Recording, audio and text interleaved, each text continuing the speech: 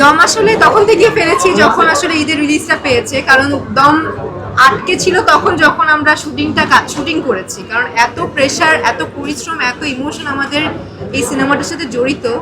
দম ফেলা তখন টাইম পাচ্ছিলাম না, তখন একটা কথাই মাথায় যাচ্ছিল, মানে মাথায় ঘুরছিল যে কখন সুন্দর করে কাজটা শেষ করতে পারবো, কখন এত সুন্দর একটি সিনেমা আমাদের এই ইমোশনটা আসলে দর্শকদের মধ্যে ছড়িয়ে দিতে পারবো।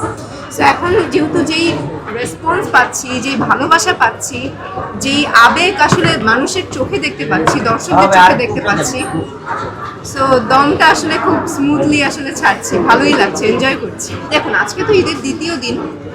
আমাদের চাহিদা, আমাদের মানুষের চাহিদা তো আসলে শেষ নেই, চাহিদা তো অনেক থাকবে। আমি তো চাই আরো অনেক অনেক অনেক দিন চলুক, অনেক সপ্তাহ চলুক।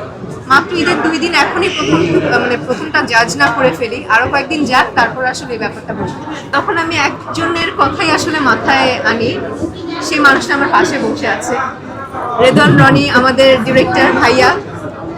মানে he is an amazing person. মানে আমি বারবারই বলবো, এই লোকটা আমার লাইফে একটা ব্লেসিং হয়ে আসছে।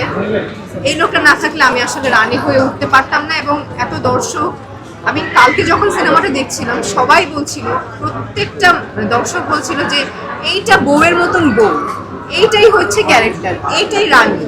সো এই প্রশংসাটা পাওয়া, মানে ক্রেডিটটা আমি সবসময় আমার ডিরেক্টরকে দিব।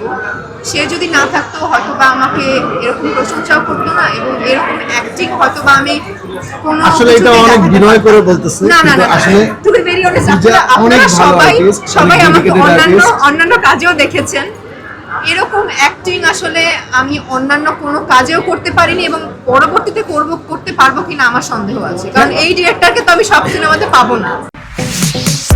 Stella featuring next level.